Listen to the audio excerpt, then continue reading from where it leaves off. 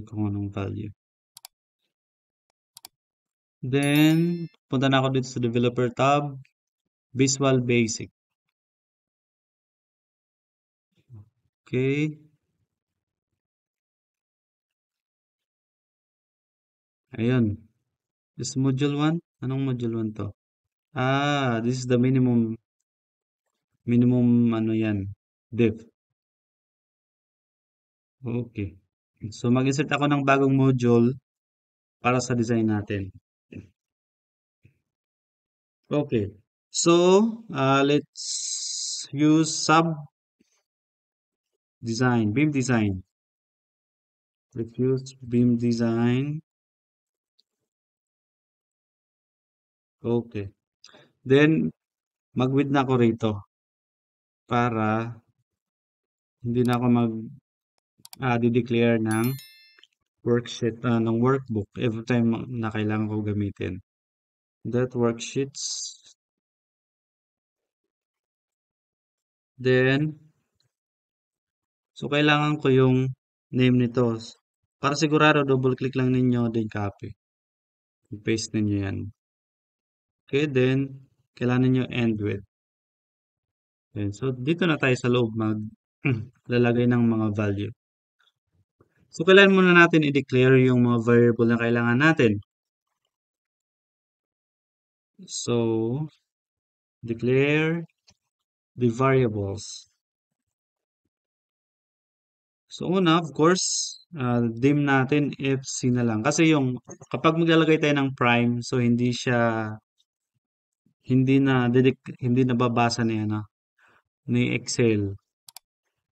Then, FC, pwede ako gumamit ng underscores na lang. Kasi minsan, hindi rin nababasa ni Excel kapag single variable lang. Yung iba. Pero yung iba nababasa na. Para safe tayo, pero hindi na tayo mag-ulit, is lagyan ko ng underscores. So, bali yung variable natin FC underscores instead of A prime C. Okay? As double yung i-declare natin siya. Double.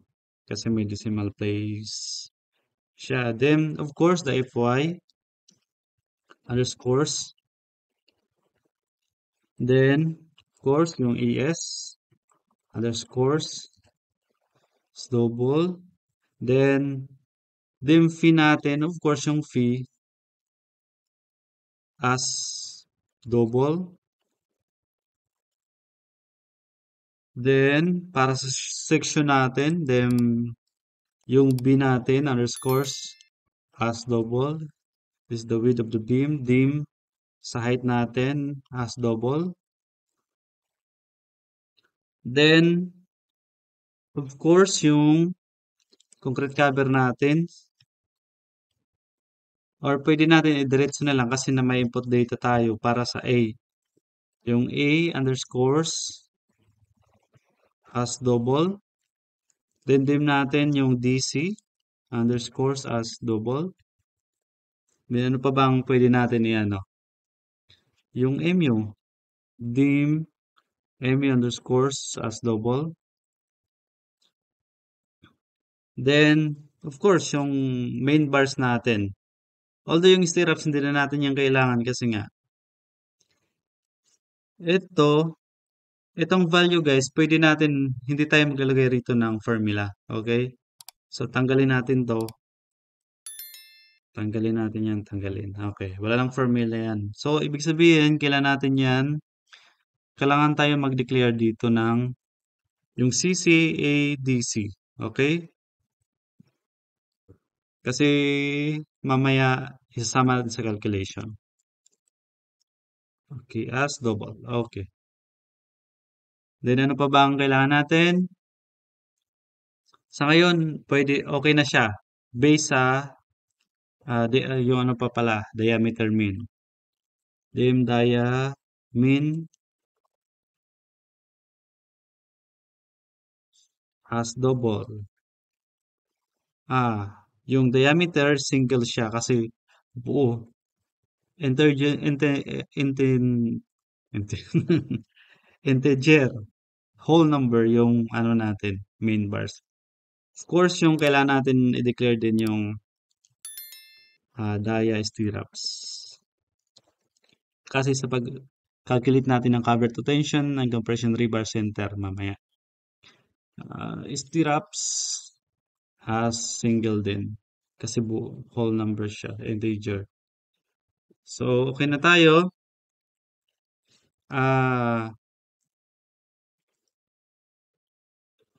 Equating the value of variables. Yan. Equate natin from this given data. Sa input data natin. Ito, pwede ko yan i-indent yun. Ayan.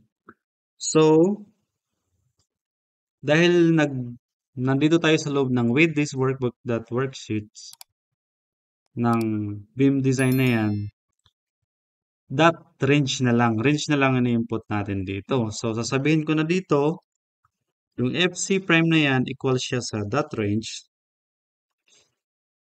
So, fix na to yung location natin guys. Hindi na siya dapat hindi na magbabago.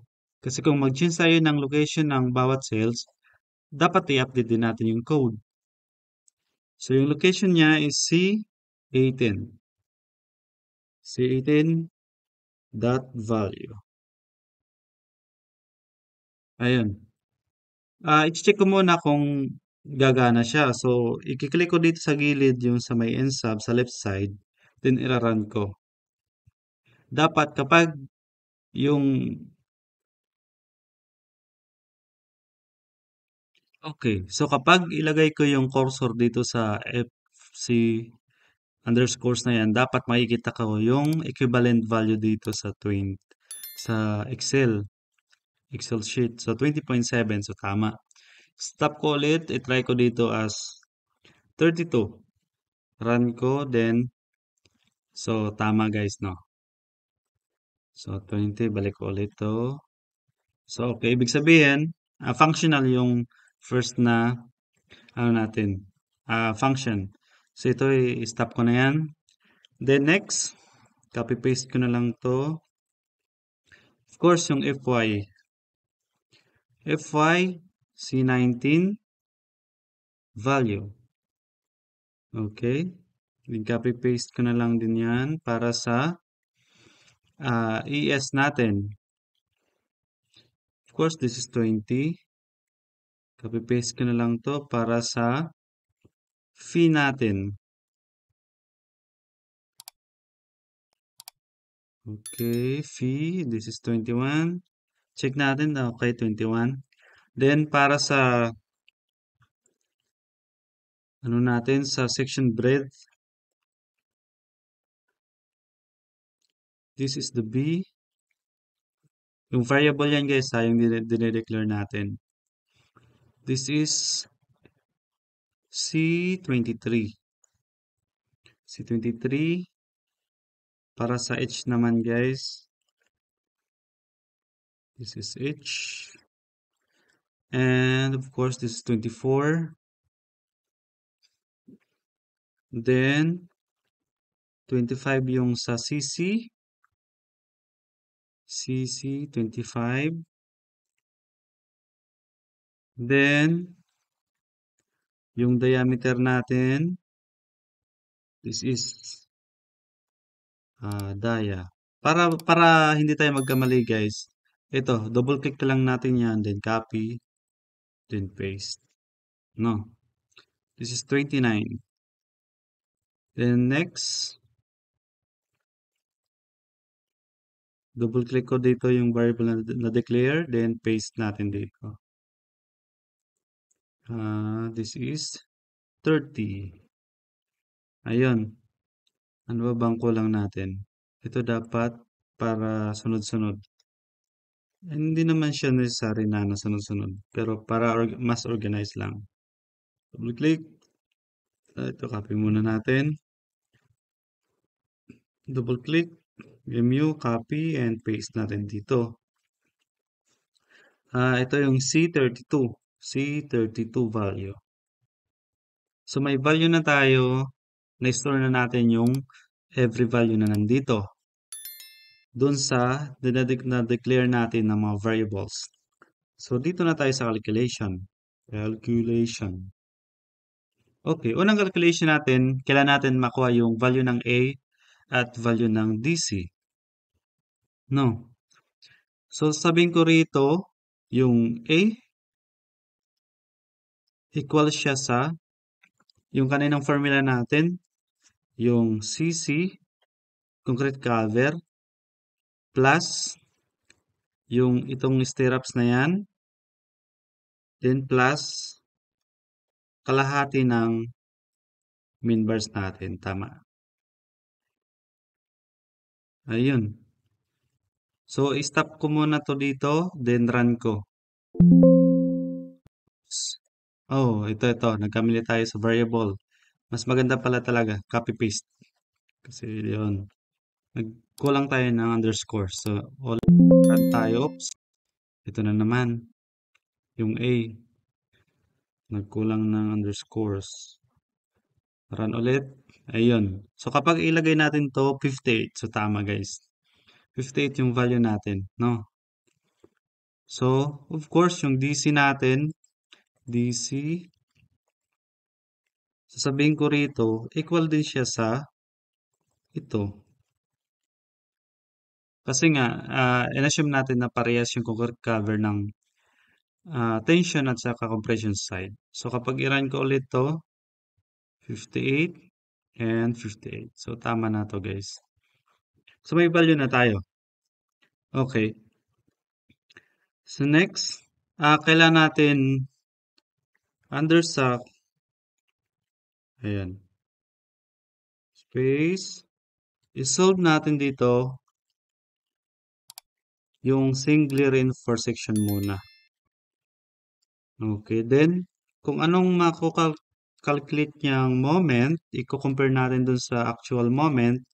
Also, isolve natin yung double reinforcement section. Kung anong moment ang ma-obtain niya. Then, i-compare natin. Then, ma-identify natin kung singly siya or doubly na section.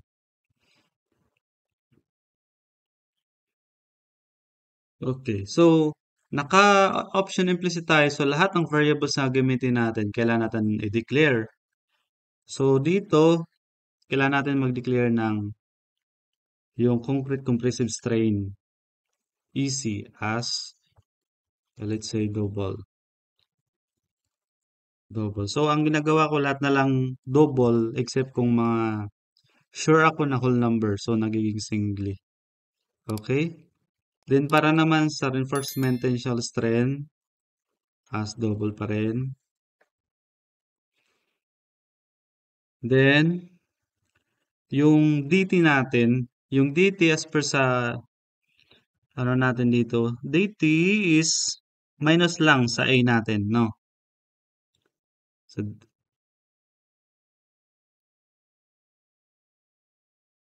okay. So, yung DT, kailangan natin i-declare yung DT underscores as double pa rin. Then, yung CT. Okay, let's say CT, dim CT. Ito yung neutral axis depth natin. As yung DT natin is effective depth. Then, kailangan natin i-declare si beta underscores as double. Yung equivalent depth factor natin yan. Then, i-dim natin, let's use ymax underscores. Ito yung equivalent compressive block depth. Then, of course, yung dim ES natin. Underscores. This is the maximum area of steel for singly reinforced section. Pwede natin dito, let's say, ES max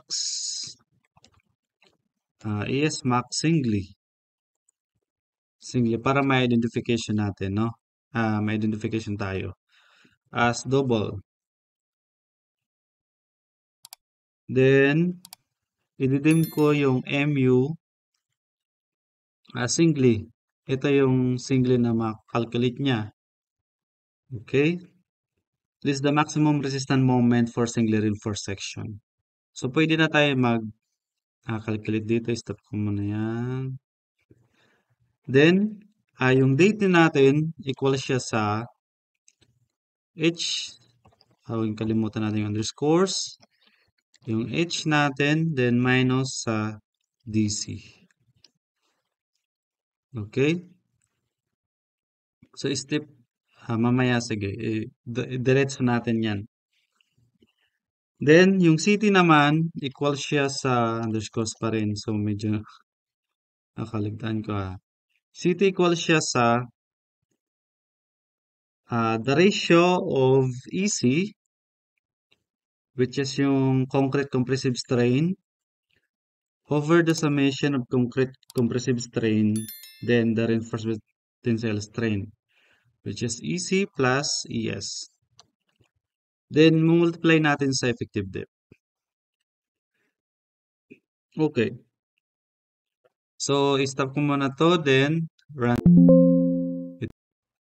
So, duplicate, meron na pala, na-duplicate na.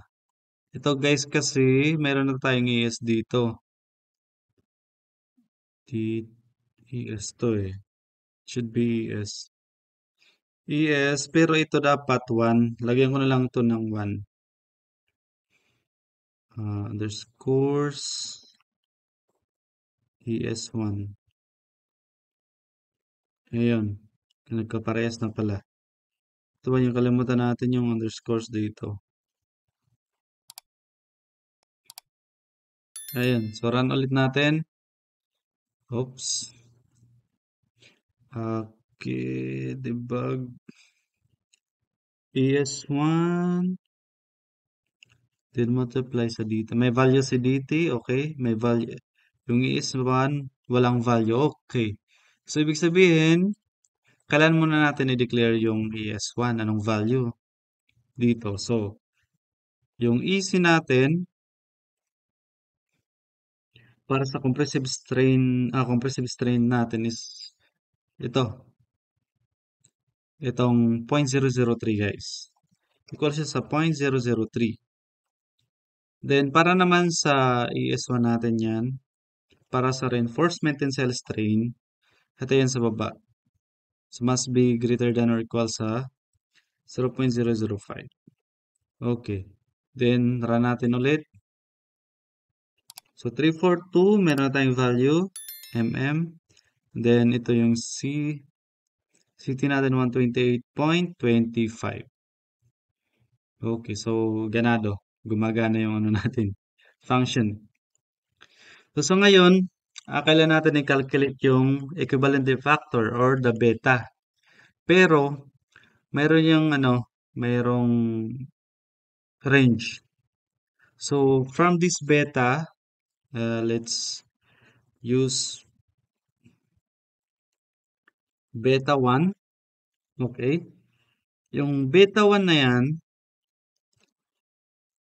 pero kailan mo natin i-declare. So, dim, let's use beta 1. Ito yung formula ng equivalent factor, which is equal 0.85 minus 0.05 times the quantity FC prime minus the 28 megapascal natin, then divide natin sa 7. Okay. Oops, sobra. Ito, sorry. Formula. Okay. Ayun. Pero, kailangan ko muna i-declare din si beta 1. May beta na dun So, copy ko ulit. Then, paste beta 1. Ayun. Ito yung beta 1 natin. So, kapag i-run ko ulit to, then, may value 0.90 something. Yan, ganyan. Pero, mayroong ano dito, condition. If yung beta 1 natin is mag-greater than sa 0.85, gagamitin natin is 0.85. If mag-less than naman yung beta 1 natin sa 0.65, 0.65 yung gagamitin natin. Pero kung kapag nasa range siya, yung value ng beta 1 ang gagamitin natin, which is yung magiging beta na. Okay? So, sabihin natin dito yung beta, double click ko na lang to, then copy. Yung beta na yan, merong akong na ano yung pinakamadaling, pwede din yung F function, pwede rin the maximum, yun. This is the maximum ng beta 1 underscores and the, ito, ano ba yan, maximum ng 0.65, then minimum ng beta, ito yata yun, try natin na, yung beta 1, kasi ang minimum ng beta 1, tapos yung 0.85, tama? Yun. So, ibig sabihin, kukunin ko yung minimum ng beta 1 tapos yung 0.85 kasi nga hindi siya dapat sumobra sa 0.85. Then after that, kukunin ko yung maximum ng 0.65 tapos yung result nito. No. So, stop ulit natin. Then, minimum, parang ano yan kulang tayo pa ng function. So, magano tayo dito kay ChatGPT. Excel BBA minimum value. Ito. Work function. Gamit tayo ng work function. Okay. Work function. Then, of course, para sa max natin, the max. Then, ulit, run, yun. So, ang beta natin is 0.85. Kasi nga, kung makikita natin yung beta 1, sobra siya ng 0.85. So, ang gagamiting beta niya is 0.85. So, yun. Or, pwede rin guys, mag-if function kayo.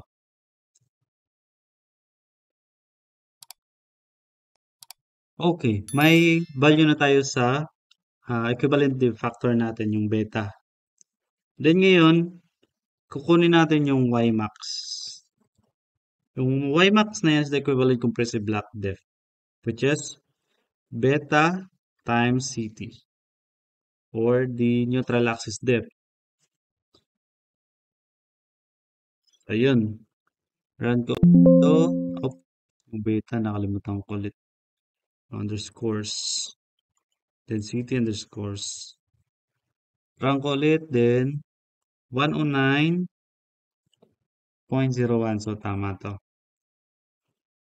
Then, kukunin ko na ngayon yung maximum area ng singly reinforced section na reinforcement. So, this is the value of 0.85 times FC underscores or F prime C times yung width ng beam natin, then times the Ymax.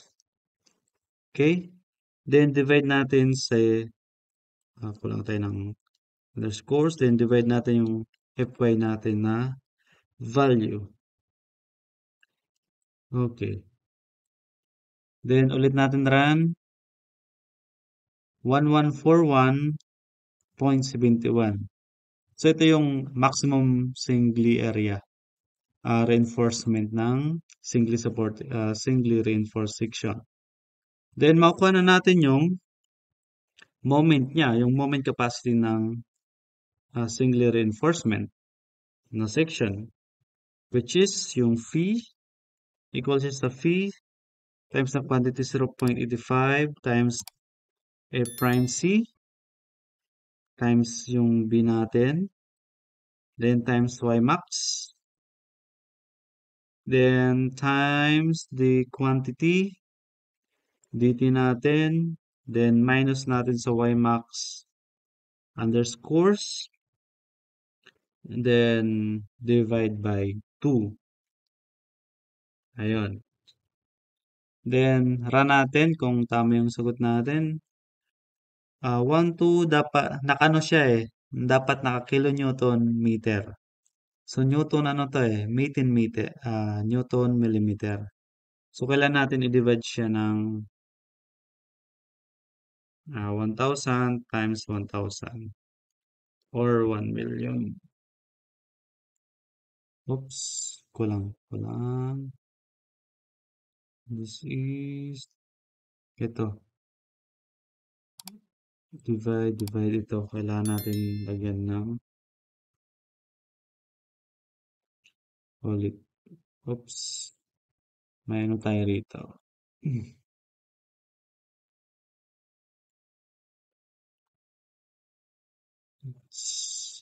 Calculate ulit. This is 124. So, itong buong ano to eh. Divide. Ito na. Buong space na yan. Divide 1,000,000. 1,000,000. Ayun. So, pumapatak. 124.07. Pwede natin ito. Work function dot round up na lang natin. Or pwede round na lang. Round up to 2 decimal places. Ayan. 124.07.